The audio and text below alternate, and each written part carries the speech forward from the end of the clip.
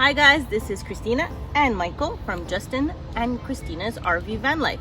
Today's workout, not with the baby, is a postpartum workout for your core to help define your waist and to work your glutes and the back of your legs, hamstrings.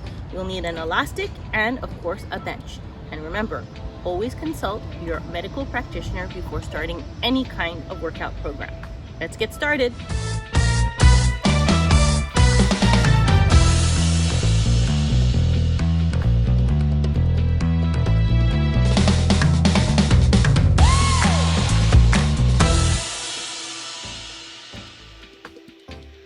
Hey guys, let's go get that elastic that we were speaking about in the beginning. You want to interloop one handle inside the other one. Take at least 3 to 4 steps depending on the intensity of your elastic, and we're doing a low wood chop. As you can see, I am turning on my toe that is towards the bench, all while contracting my abs and squeezing my glutes while keeping my arms fully extended. If you cannot keep your arms fully extended, step a little bit closer, in my case, to the bench. That would decrease the intensity. And of course, if you take a step farther away from the bench in line with where you've placed your elastic, that will increase the tension. Let's do the other side. Again, tuck it in and twist, using the leg that is towards the bench to activate your calf. That's the back of your leg near your foot, hamstrings, butt, and waist as you execute the movement. Think about tucking in your abdominals, because of course this is to regain your waist in a postpartum workout. Then we want to do a high wood chop. Don't change anything when it comes to where you've placed it on the bench, but you're lifting your arms up higher.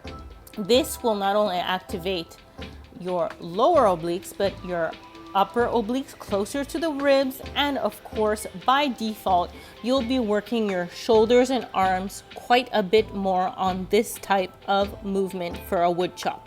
And again, we want to do the same thing. Ideally, you want to keep your distance equal from the bench on either side, because if you don't, you'll actually be increasing the intensity on one side of your body more than the other. And the entire point of this type of workout is not only to strengthen, but to keep you symmetrical and help with your posture. When that's all said and done, what we want to do is think about tucking in belly button to spine to really help flatten those abs. Good job. Okay guys, now you're going to get your blanket and place yourself near the bench. We're going to be going towards working your butt, hamstrings, which is the back of your legs, and of course your abdominals and lower back will come into play. As you saw, both of my legs are closed together. My knees are stuck together as I place my heels on the bench. As we've said in previous videos, the higher you pick when it comes to your bench, the more intense this move will be. As you can see, I'm thinking about lifting up one vertebrae at a time. So even though this is a butt and a hamstring movement, I'm still thinking about flatten my abdominals by thinking about making a C with my stomach, thinking about bringing my belly button to my spine or to the floor. So you almost want to think about making a bowl with your abdominals. Even if it doesn't look like you're making a bowl, that's what you want to do, to try and not only work the back of your legs, but also help strengthen that core.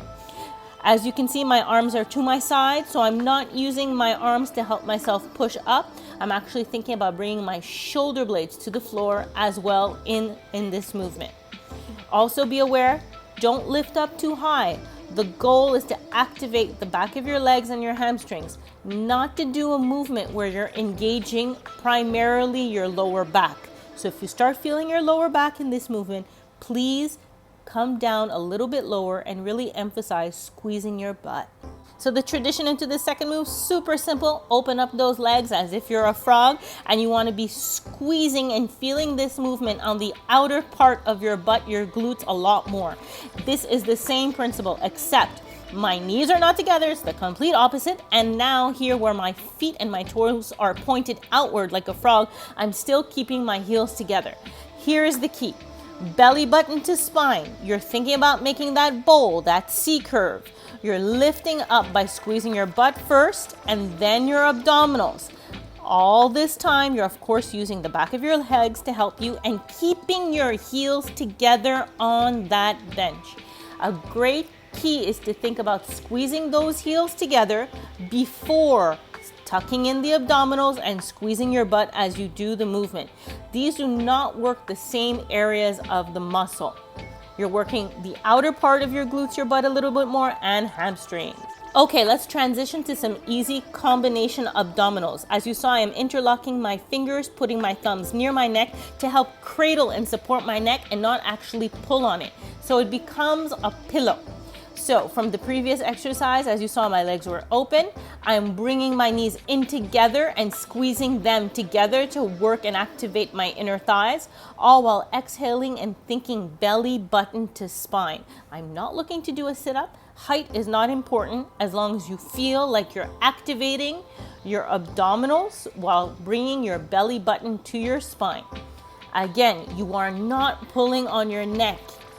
Where your hands are placed, they are cradling and supporting the movement of your trunk as you're executing this movement. Height is not important. Feeling the burn by exhaling and pushing on your abdominals is the ideal kind of feeling for this type of combination exercise. And of course, you control the intensity. The more you squeeze your knees together and exhale deep, the harder it is. Now let's move on to the lower fibers, which for me after a cesarean is very important to help regain the strength of the incision. Here, my lower back is flat. I am not allowing my lower back to curve off the floor, and I am lifting one leg at a time from the bench, thinking about exhaling. So the first set of movements, you'll start by lifting up always the same leg. In this case, I'm lifting up my right and then my left leg and following it down towards the bench. Once I've executed the number of reps I want to do it with the opposite leg in order to remain symmetrical for my abdominal fibers. And of course, the goal of this movement is to try and keep those lower abdominal fibers flat. And of course, I am using the bench at this moment, but if you'd like to do this movement all the way to the floor, it will increase the intensity immensely.